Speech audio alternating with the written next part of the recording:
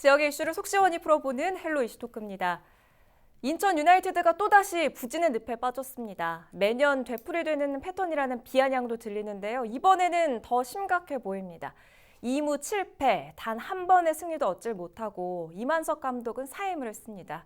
한마디로 총체적 난국이라는 목소리가 들리는데 정말 해법은 없는지 짚어보겠습니다. 손철민 축구 해설과 그리고 스포츠니어스의 김현애 기자와 함께합니다. 두 분 어서 오세요. 네, 안녕하세요. 반갑습니다. 개막 후 9경기 무승, 매년 되풀이되는 패턴인데 이번에는 더 심각하다고요?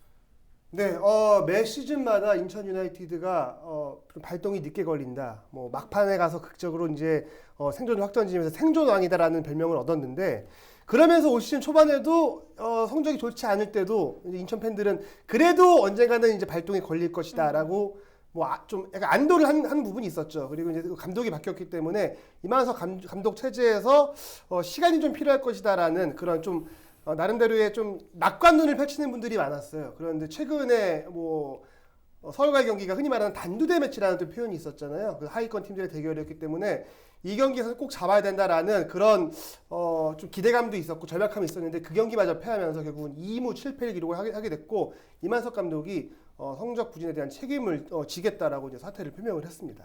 늦게 발동 걸리는 팀이라서 그 발동이 도대체 언제 걸리냐 이렇게 기대하는 분들도 많이 계실 것 같은데 아직까지는 아닌 것 같습니다. 초반에 대구와 성남 경기 때까지만 해도 비교적 탄탄한 수비력을 보였는데 어디서부터 무너지기 시작한 거예요?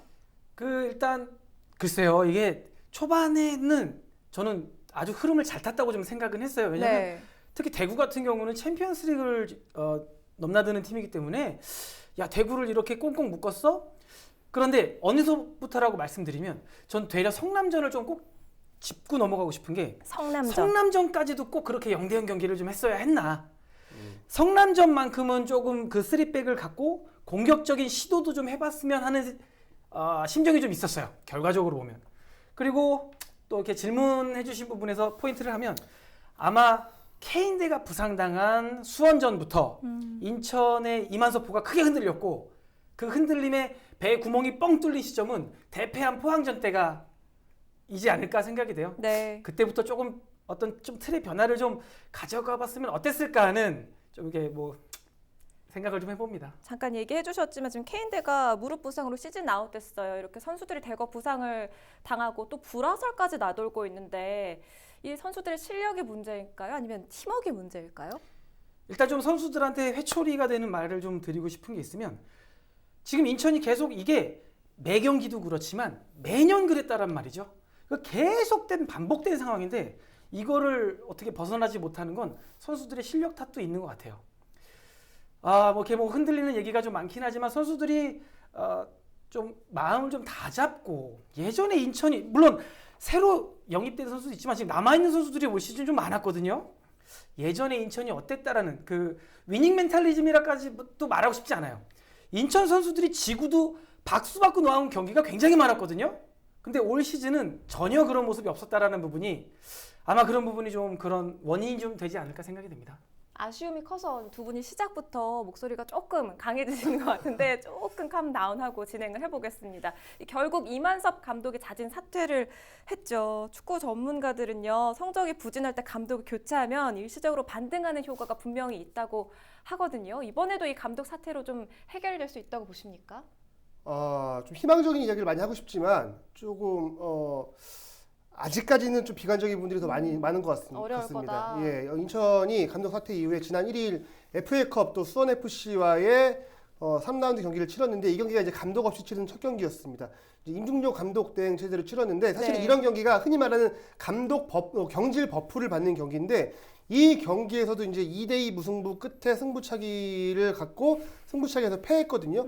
그 모습을 보면 감독이 경질됐다고 해서 뭔가 분위기 전환을 통해서 승리를 거두는 게 쉽지만은 않다라는 생각이 들고, 저는 개인적으로 이만석 감독이 구단 내에서 할 수 있는 게 많지 않았다고 봅니다. 왜냐하면 1월 달에 태국으로 전지훈련을 갔는데 그때도 감독이 없었고 2월 달에 이제 감독이 선임이 됐거든요. 감독 선임 전에 이미 코치들이 3백 훈련을 하고 있었어요. 그리고 그 3백에 맞는 선수 구성을 이천수 실장과 이제 구단에서 실제로 진행을 했습니다. 그래서 이만석 감독은 2월 달에 들어와서 본인이 저한테 이야기한 게 그거였어요.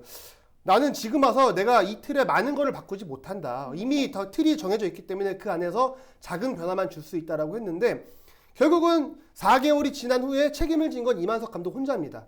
함께 그 팀을 꾸리고 그 전에 같이 3백을 훈련했던 뭐 코치진이라던가 선수 영입을 주도했던 사람은 그 누구도 나가지 않고 책임을 지지 않았습니다. 지금 이만석 감독만 책임을 진 상황이었는데 네. 그런 모습을 봤을 때 이만석 감독 혼자 팀을 나간다고 해서 이 팀이 뭐 획기적인 변화가 있을 것인가? 그건 저는 좀 약간 부정적으로 봅니다. 감독 사퇴도 해결이 좀 어려울 것이다라는 의견이신데 어떻게 보세요? 아까 저는 김연애 기자님께서 서두에 말씀하셨던 의견하고 비슷해요. 팬들의 낙관론. 그러니까 아이 기다리면 되겠지. 후반기엔 되겠지.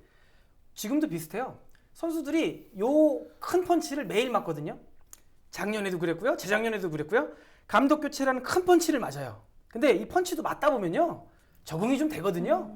선수들도 아마 지금 그 낙관론 같은 마음일 것 같아요. 뭐 좀 있으면 되겠지. 우리 여름 되면 올라갈 수 있겠지. 그런 마음이 팽배하니까 지금 정말 요모냥 요거리인 것 같습니다. 좀 안일했다라는 설명이신 것 같아요. 그리고 중간에 그 유상철 감독 복귀 해프닝도 있었는데 지금 모두 알고 있듯이 치료 중이잖아요. 이런 얘기는 어디서 나온 거예요? 일단 이만석 감독이 사퇴를 선언하고 나서 유상철 감독이 실제로 내가 복귀하고 싶다라는 의사를 구단에다 밝혔는데, 본인의 의지. 네, 그래서 좀 진지하게 구단에서도 고민을 했죠. 왜냐하면 유상철 감독이 건강이 그래도 꽤 좀 많이 괜찮아졌다고 하더라고요. 그래서 본인이 내가 나설 수 있다라고 이야기를 했지만 구단 내부에서의 또 면밀한 회의도 있었고 네. 주치의의 의견을 받아들여서 그래도 일단은 건강을 더 회복하는데 초점을 맞췄으면 좋겠다라고 이야기를 했고 유상철 감독의 그 마음은 뭔지 알겠어요. 본인이 그래도 나는 경기장에서 선수들과 함께 뛸 때가 가장 좋고 그다음에 지금은 워낙 인천이 경기가 안 풀리기 때문에 네. 본인이 좀 이렇게 돕고 싶은 마음이 있었던 것 같고 실제로 이상철 감독이 매 경기마다 경기장에 와서 경기를 다 지켜봤거든요. 의지는 강력했지만 구단 내부에서는 그래도 건강을 조금 더 생각을 했으면 좋겠다라는 그런 만류가 있었습니다. 네, 지금 이런 성적 부진과 또 이 감독 사퇴에 대해서 구단은 어떤 입장을 보이고 있나요? 네, 구단에서도 이 이만석 감독과 그다음에 그 이후에 이제 뭐 코치진들이 이제 사표를 냈는데 이제 코치진들의 그런 사표는 반려를 했고 이제 이만석 감독과는 여기에서 이제 마무리를 하겠다라는 그런 의견이었는데 요 전에 사실은 서울과의 경기를 앞두고 제가 먼저 좀 이 구단 관계자들한테 연락을 받았는데 이 서울전의 승패와 관계없이 이만석 감독이 아마 책임을 질 것이다라는 의견이 먼저 나오더라고요. 네. 그만큼 가장 좀 절박한 상황에서 서울전을 준비를 했는데 서울전에서 또 이제 패하면서 더 아쉬운 그런 결과를 낳게 됐습니다. 그렇군요. 팬들은 이번 임 감독의 사퇴를 어떻게 바라보고 있습니까? 일단 뭐 마음이 안 좋은 건 맞습니다. 왜냐하면 아예 수비를 하겠다고 올 시즌 표명을 했어요. 그래서 네. 지키는 축구를 해서 그다음에 그 지키는 과정에서 이제 이기는 과정으로까지 이렇게 진화를 하겠다고 해서 기대가 많았기 때문에 실망도 큽니다. 그리고 이런 질문은 좀 답변하기가 좀 어려운 게 제 의견이 아니거든요. 근데 팬들이 그냥 그럽니다. 착하긴 하다. 뭐 좋은 감독인 건 같지만 어쨌든 결과적으로는 좀 무능했다.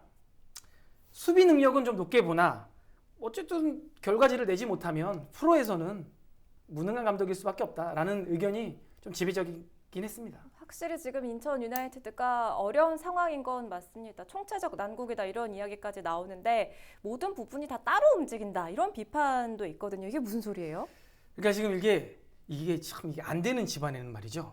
아버지가 헛기침만 해도 아주 옆 동네에서 이상한 소문이 많이 납니다. 뭐 지금 뭐 팩트가 밝혀진 부분도 있고 아닌 부분도 막 많은데 요거 하나 말씀드릴 수가 있어요. 이런 루머가 막 난무할 때 이것도 빨리 진정시키거나 어떤 빨리 뒤집는 것도 프런트에서 해야 될 역할입니다. 그러니까 아닌 건 아니다. 맞는 거 맞다. 이거를 빨리빨리 얘기해야 되는 게 프런트인데 이런 대응도 지금 프런트에서 일단 뭐 약간 안 하고 있거든요. 이런 부분에서는 지금 현재는 프런트가 일을 좀 못하고 있는 건 맞습니다. 프런트가 빨리 정리를 하고 속 시원히 해명을 해야죠. 어떻게 보세요?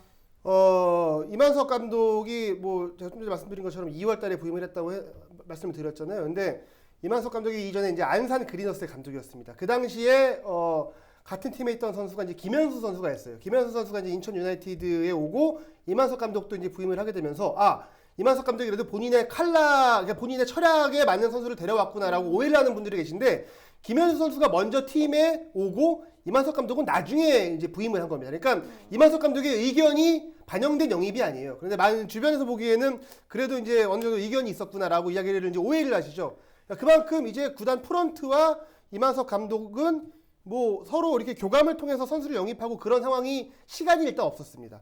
그리고 저는 하나 꼭 짚고 싶은 부분은 공격적인 부분이에요. 공격적인 부분에서 지금 무고사 케인 대 조합만을 생각을 하고 있었거든요. 네. 이 조합이 어떻게든 터지면 가능할 것이다. 그리고 어차피 뭐 무고사는 꽤 제 몫을 다해주기 때문에 케인 대가 잘 터지면 조금 더 안정적으로 가는 거고 케인 대가 조금 안 되더라도 무고사가 있기 때문에 우리는 공격적으로 좀 믿을 만한 부분이 있다라고 많은 분들이 기대를 하셨는데 그 부분이 전혀 안 됐습니다. 케인대 선수가 이제 시즌 아웃 당하면서 결국 이제 구단과 계약 해지를 했고 무고사 선수 이제 부상을 당했잖아요. 네. 지금 제가 이 수원 FC와의 경기를 지켜보니까 공격진에 있어서 활용할 수 있는 카드가 많지가 않아요. 예, 앞으로도 꽤 많은 경기가 이제 그럴 상황이 펼쳐질 텐데 전혀 이 지금 플랜 B에 대한 구상이 안 돼 있어요. 이 부분은 뭐 감독과 그다음에 뭐 구단 사무국 프런트가 함께 이 전부터 개막 전부터 고민을 하고 우리가 뭐 좀 계획을 세웠어야 되는데 그런 부분이 지금 안 된 상황에서 지금 어려운 상황을 맞았습니다. 이 상황에서의 플랜 B가 있는지에 대해서는 의문이 듭니다. 자, 이제 여름 이적 시장이 열렸습니다. 사실 지난 시즌에서도 초반에는 최악을 보내다가 유상철 감독의 여름 이적 시장을 통해서 대거 선수들을 영입하면서 좀 활로를 찾아 나갔는데 이번에는요, 케인대와 계약을 해지했기 때문에 외국인 선수를 좀 찾아야 될 필요성이 크죠. 그래서 2018년 시즌 인천에서 활약했던 아길라르를 6개월 임대 영입하기도 했는데 이번 여름 시장 영입 좀 어떻게 보세요? 인천이 지난 시즌에 그 여름 영입 시장에서 정말 쏠쏠한 재미를 봤죠. 예, 성적이 좋지 않았다가 뭐 임대를 통해서 이제 반등을 이뤄냈는데 올 시즌도 이제 그런 부분을 기대하는 분들이 많을 거예요. 근데 제가 봤을 때는 그 부분도 쉽진 않습니다. 왜냐하면 지난 시즌과는 좀 분위기가 많이 다르거든요. 이제 코로나19 여파로 외국인 선수를 해외에서 데려오는 게 쉽지 않아졌습니다. 들어오게 되면은 네. 2주 자가격리도 해야 되고 또 검증이 안 된 경우도 많고 외국은 지금 리그를 운영하지 않는 곳이 많기 때문에 경기력 자체를 끌어올리는 데 시간이 필요해요. 그래서 외국인 선수를 데려와서 활용한다 이 부분은 쉽지 않고 그리고 이제 국내의 선수들은 대부분 이제 K리그 1에서 뛰지 못하는 선수들이 K리그 2로 임대 가는 경우들이 많습니다. 그리고 K리그 1 내부에서는 서로 이 선수를 내주면 상대 팀의 전력에 플러스가 되기 때문에 웬만큼 선수를 내주려고 하지 않거든요.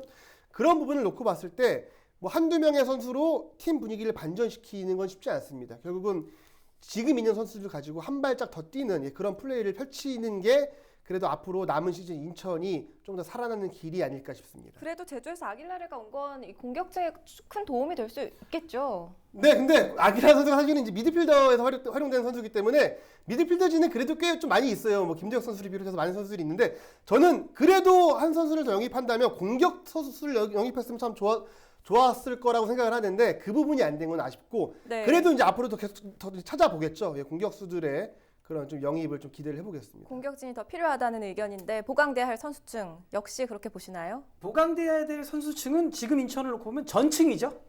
그러니까 11명을 싹 다 갈아엎어도 될까 말까거든요.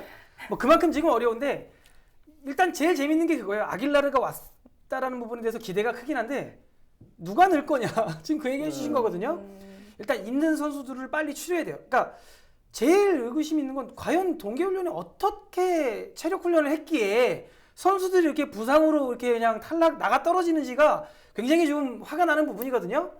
자, 이번 여름 이적 시장에 빨리 있는 선수들 지금 몸을 좀 다독여서라도 끌어올려야 됩니다. 네. 새로 올 선수보다 있는 선수들을 좀 강하게 하는 게 좀 필요하지 않을까 생각이 듭니다. 선수도 보강을 해야겠고요. 또 새 감독도 찾아야 됩니다. 어떤 감독이 필요할까요? 지금까지 인천 11명의 감독이 거쳐갔는데 과거 감독군들 중에 좀 가장 잘 맞았던 그런 유형이 있었을까요? 참 많기도 합니다. 이게 11명이라는 게 이게 제가 기억이 날지도 모르겠는데 글쎄요. 결과적으로 보면 가장 우리한테 순위를 줬던 감독으로 놓고 보면 아무래도 장혜령 감독이 아주 그냥 우리들을 우승 문턱까지 이끌었기 때문에 네. 가장 좋은 감독이라고 말할 수 있긴 하겠으나 재미가 없었어요. 경기가 시작하자마자 1분에 골을 넣고 89분을 잠그면 말이죠. 이 사람이 아주 그냥 굉장히 참 조마조마하거든요. 그런 부분에 놓고 보면 박이천 감독이 있을 때는 굉장히 재밌었어요. 골을 3개를 먹으면 가서 4개를 넣었으니까 이게 아주 그냥 막 하는 축구였지만 굉장히 재밌었어요. 그래서 이 축구란 게 재미가 없으면 우승을 불러오지만 재미가 있으면 관객을 불러오거든요. 네. 정답은 없습니다. 두 감독이 요 두 감독 사이에 좋은 밸런스가 좋은 감독이지 않을까 생각이 돼요. 어떤 감독이 필요하다고 보세요? 일단 박이천 감독은 아마 감독 대행으로만 있었을 겁니다. 그래서 공식적인 기록은 없는데 저도 이제 여러 감독들을 떠올려 보면 장효림 감독 때 좋았고, 그리고 김봉일 감독 때도 또 역사를 썼습니다. 이기영 감독도 호불호가 갈리긴 하지만 극적으로 이제 생존에 성공을 했고, 유상철 감독도 역사를 썼습니다. 이런 걸 놓고 봤을 때 결국은 강력한 리더십보다는 그래도 이 선수들을 아우를 수 있는 좀 약간 형 같은 느낌의 감독이 필요한데, 일단은 임중용 감독 대행 체제로는 60일밖에 못합니다. 네. 지금 P급 라이센스가 없고 A급 자격증밖에 없어서 60일 이후에는 새로운 감독을 선임해야 되거든요. 일단 가장 급한 건 60일 동안 임중용 감독 체제를 통해서 어느 정도의 승점은 벌어놔야 됩니다. 왜냐하면 11위와의 승점 차가 너무 많이 벌어지면 그 이후에 아무리 좋은 감독을 선임해도 추격할 수 있는 힘이 없어지거든요. 일단은 이 60일 동안 잘 추스르고, 그 이후에는 국내에서 사실은 감독 후보군이 몇 없어요. 왜냐면은 지금 현재 직업이 없고 P급 라이센스가 있는 분들이 많지 않기 때문에 그 안에서 잘 추스려서 감독을 좀 선임해야 되겠습니다. 네. 자, 이런 성적 부진이 매번 반복되지 않아야 할 텐데요. 오랫동안 인천을 지켜봐온 두 분으로서는 정말 답답한 마음이 크실 겁니다. 그렇다고 매번 이렇게 예산탓만 할 수도 없을 텐데 정말 새롭게 태어나려면 무엇부터 좀 달라져야 할까요? 아까 김 기자님께서 말씀해 주신 그 플랜 B에서 좀 해답이 있는데, 그러니까 뚜렷한 목적의식이 없는 것 같아요. 그러니까 프런트나 감독이나 선수들이나 거기다가 팬들까지도 이제 목적이 있어야 됩니다. 인천이란 팀이 우승권을 바라보는 게 아니에요. 우리가 몇 위를 할 건지 현실적으로 보고, 우리가 7위, 8위 할 거를 보고 거기서 플랜을 A, B, C를 짜놔야 됩니다. 케인대가 다쳤을 때, 무고사가 다쳤을 때, 또 누군가가 다쳤을 때 7위와 8위를 고수할 수 있는 방법을 선수, 감독, 프런트, 팬들도 조바심 내지 말고 감독 바꿔라, 누구 바꿔라 하지 말고 진득히 지켜봐야 됩니다.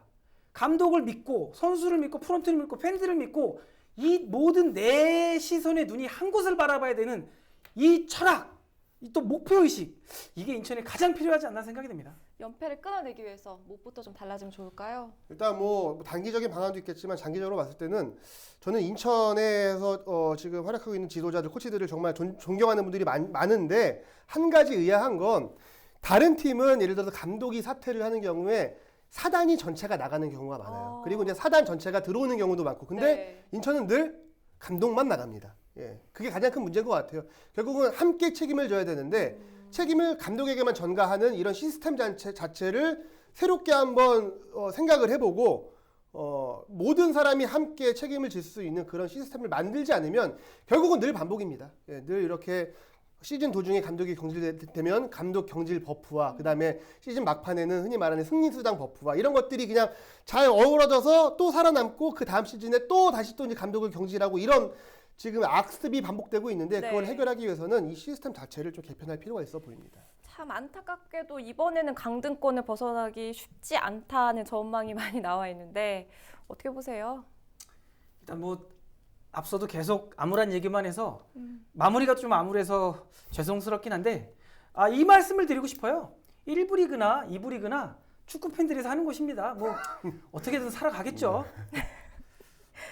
살아남으면 참 좋을 텐데요, 김 기자님. 네, 인천이 늘 매 시즌마다 뭐 기적을 쓰고 이제 생존에 성공을 했는데, 기적은 사실은 굉장히 확률이 더 낮을수록 더 감동이 큰 법입니다. 네.